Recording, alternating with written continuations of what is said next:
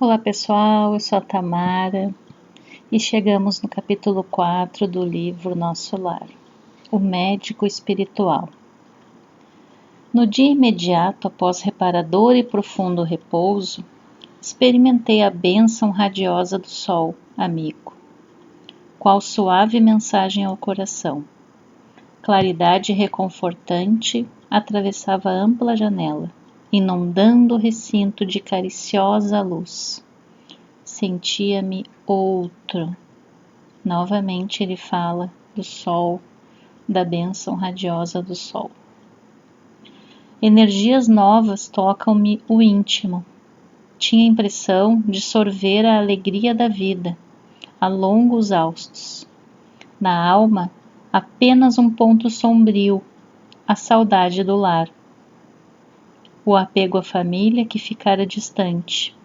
Numerosas interrogações pairavam-me na mente, mas tão grande era a sensação de alívio que eu sossegava o espírito, longe de qualquer interpelação.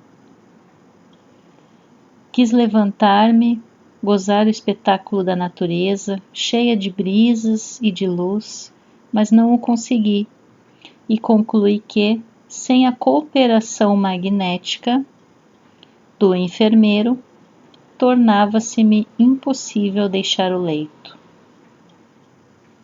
Não voltar a mim das surpresas consecutivas quando se abriu a porta e vi entrar Clarencio, acompanhado por simpático desconhecido. Cumprimentaram-me atenciosos, desejando-me paz. Meu benfeitor, de véspera, indagou do meu estado geral. Acorreu o enfermeiro prestando informações. Sorridente, o velhinho amigo apresentou-me o companheiro. Tratava-se, disse, do irmão Henrique de Luna, do Serviço de Assistência Médica da Colônia Espiritual. Trajado de branco, traços fisionômicos irradiando enorme simpatia. Henrique auscultou-me demoradamente, sorriu e explicou.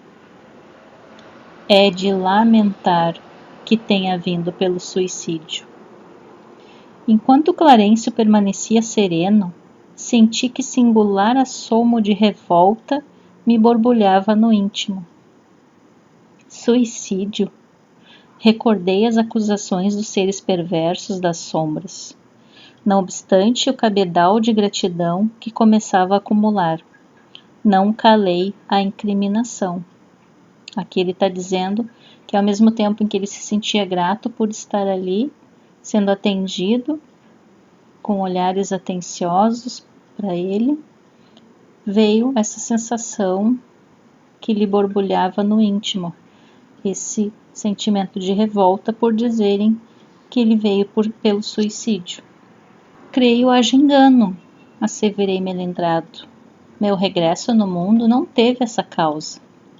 Lutei mais de 40 dias na casa de saúde, tentando vencer a morte. Sofri 2 operações graves, devido à oclusão intestinal. Oclusão intestinal é o mesmo que obstrução. Quando tem uma massa no intestino que impede o livre circular do que tem que circular para seguir, para fazer cocô, e essa massa impede o trajeto. Sim, esclareceu o médico, demonstrando a mesma serenidade superior. Mas a oclusão radicava-se em causas profundas. Talvez o amigo não tenha ponderado bastante. O organismo espiritual apresenta em si mesmo a história completa das ações praticadas no mundo. E inclinando-se atencioso, indicava determinados pontos do meu corpo.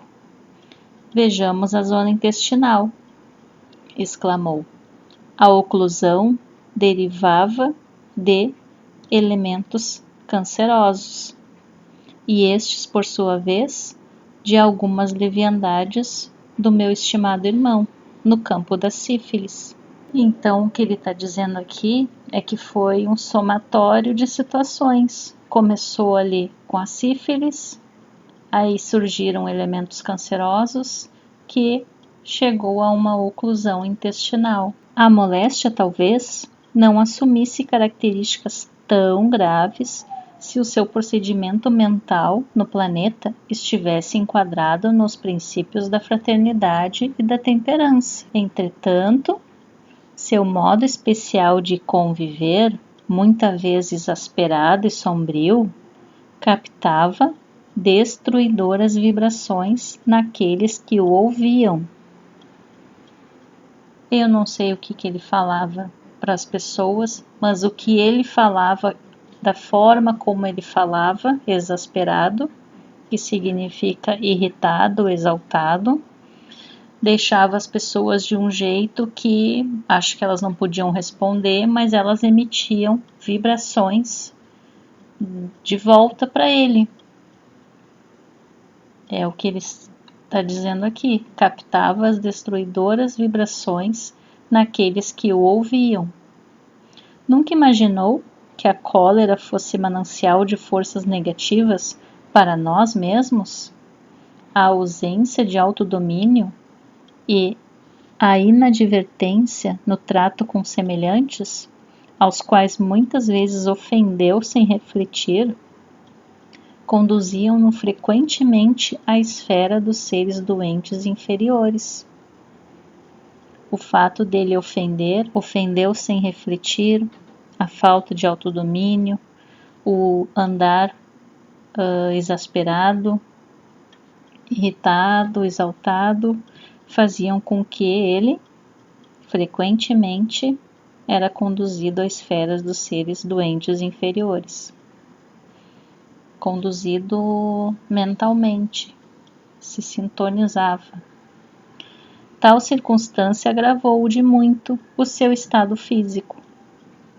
Depois de longa pausa em que me examinava atentamente, continuou: Já observou, meu amigo, que o seu fígado foi maltratado pela sua própria ação, que os rins foram esquecidos, com terrível menosprezo às dádivas sagradas? Aqui eu pesquisei.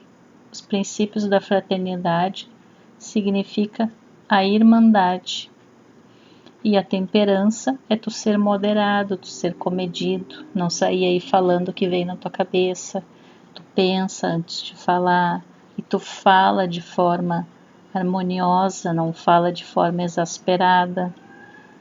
Como ele está dizendo aqui, exasperado é exaltado e irritado, e sombrio é como se ele tivesse carregado de sombras na volta dele.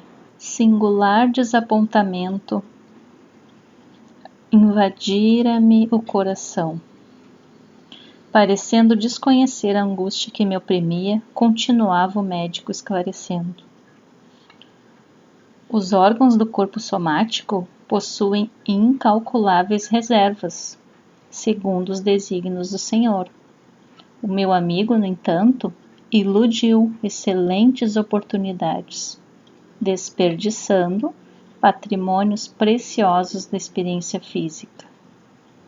A longa tarefa que lhe foi confiada pelos maiores da espiritualidade superior foi reduzida a meras tentativas de trabalho que não se consumou. Todo o aparelho gástrico foi destruído à custa de excessos de alimentação e bebidas alcoólicas, aparentemente sem importância. Devorou-lhe a sífilis energias essenciais. Como vê, o suicídio é incontestável. Meditei nos problemas dos caminhos humanos, refletindo nas oportunidades perdidas. Na vida humana, consegui ajustar numerosas máscaras ao rosto, talhando-as conforme as situações. Aliás, não poderia supor noutro tempo que me seriam pedidas contas de episódios simples, que costumava considerar como fatos sem maior significação. Conceituar até ali os erros humanos segundo os preceitos da criminologia. todo acontecimento insignificante, estranho aos códigos, entraria na relação de fenômenos naturais. Para ele, era natural trocar de máscara, tratar um certo tipo de pessoa de um jeito, outro tipo de outro jeito, conforme a ocasião exigir, digamos assim. As máscaras, elas são explicadas muito bem pela Joana de Ângeles, através do Divaldo. Para ele, era natural fazer essa troca, era conveniente. Ele nunca pensou que isso seria cobrado, seria pedido contas, porque ele achava que fazer coisas erradas eram os crimes, roubar, matar, isso era errado. Agora, esses erros, trocar de máscara conforme as situações, ele achava que era natural, fenômenos naturais. Deparava-se-me, porém, agora, outro sistema de verificação das faltas cometidas. Não me defrontava tribunais de tortura, nem me surpreendiam abismos infernais. Contudo, benfeitores sorridentes comentavam minhas fraquezas como quem cuida de uma criança desorientada, longe das vistas paternas. Aquele interesse espontâneo, no entanto, feria minha vaidade de homem. Talvez que, visitado por figuras diabólicas a me torturarem, de tridente nas mãos, encontrasse forças para tornar a derrota menos amarga. Ele se sentiria melhor se estivesse ali uma briga, onde ele teria que brigar no mano a mano, no braço.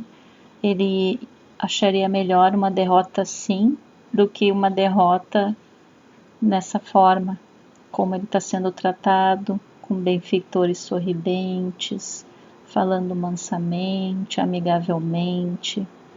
Todavia, a bondade exuberante de Clarencio, mais a inflexão de ternura do médico, mais a calma fraternal do enfermeiro, penetravam-me fundo o espírito. Não me dilacerava o desejo de reação. Como é que ele ia reagir? Doía-me a vergonha, e chorei. Rosto entre as mãos, qual menino contrariado e infeliz, pus-me a soluçar com a dor que me parecia irremediável. Não havia como discordar. Henrique de Luna falava com sobejas razões. Por fim, abafando os impulsos vaidosos, reconheci a extensão de minhas leviandades de outros tempos. A falsa noção da dignidade pessoal cedia terreno à justiça. Perante minha visão espiritual, só existia agora uma realidade torturante. Era verdadeiramente um suicida. Perdera o ensejo precioso da experiência humana. Não passava de náufrago a quem se recolhia por caridade. Foi então que o generoso Clarencio, sentando-se no leito, a meu lado, afagou-me paternalmente os cabelos e falou comovido. Oh, meu filho, não te lastimes tanto. Busquei-te atendendo à intercessão dos que te amam, dos planos mais altos. Tuas lágrimas atingem seus corações.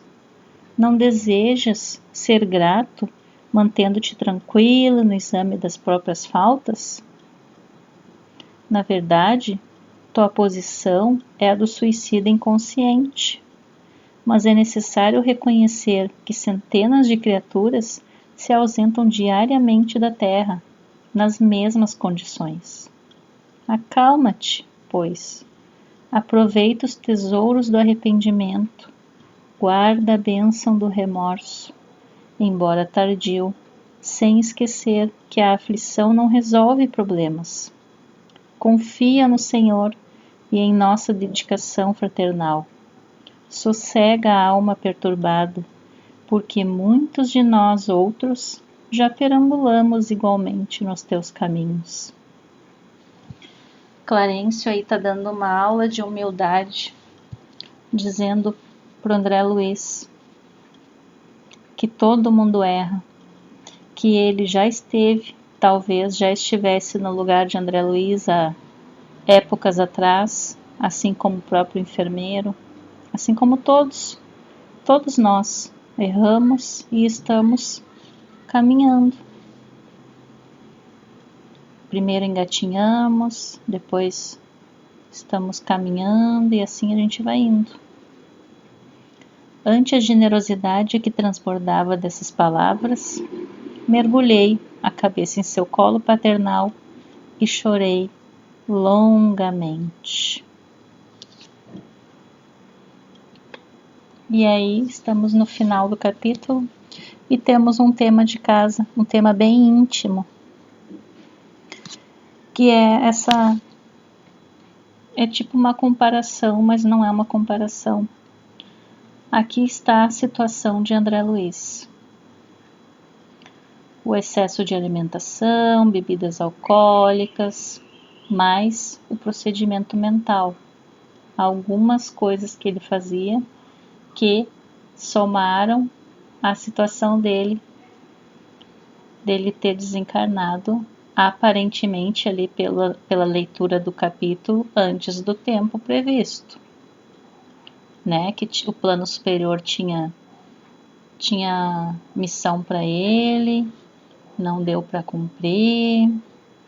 Aqui eu coloquei coisas para a gente observar. Será que a gente faz o mínimo para agradecer esse corpo que a gente ganhou para nossa tarefa da evolução? Será que a gente bebe 2 litros de água por dia? Será que a gente se preocupa em fazer exercício pelo menos uns 5 minutos por dia? Será que a gente cuida da nossa respiração? Será que a gente come frutas, legumes, verduras? São algumas coisas aqui que eu me lembrei para a questão do corpo que Deus nos deu para nossa tarefa de evoluir. Mas eu acho que o que mais vai dar trabalho é o procedimento mental. Será que nós fazemos como André Luiz? Nós ofendemos sem refletir, ou a forma como a gente fala é uma forma que ofende, é uma forma impulsiva? Será que eu penso antes de falar ou saio falando o que vem na minha cabeça? Será que o meu modo de viver é exaltado, é irritado ou aparentemente sombrio para quem não me conhece e me vê? Qual é a impressão que a pessoa tem de mim? Vamos fazer essa autoanálise aí. A nossa situação, como é que tá? Vamos nos olhar no espelho e vamos procurar o que nós temos que melhorar. A gente tem coisas boas e a gente tem coisas ruins. Não é à toa que a gente está aí na Terra, nesse momento, reencarnado. Poderíamos estar em outros orbes e estamos aqui num planeta de provas e expiações. Então, nós temos que nos ver, fazer essa análise, o que a gente tem que melhorar, o que a gente tem que se policiar, o que a gente tem que corrigir. E a gente pode pedir ajuda na prece, na hora de dormir. Pedir para o nosso anjo da guarda para ter uma conversa com a gente durante o sono, nos ajudar a ver esses pontos que a gente precisa melhorar, como fazer isso. Podemos aí fazer uso da prece. Vamos fazer, vamos pedir. Queremos melhorar? Essa também é uma pergunta que a gente quer fazer.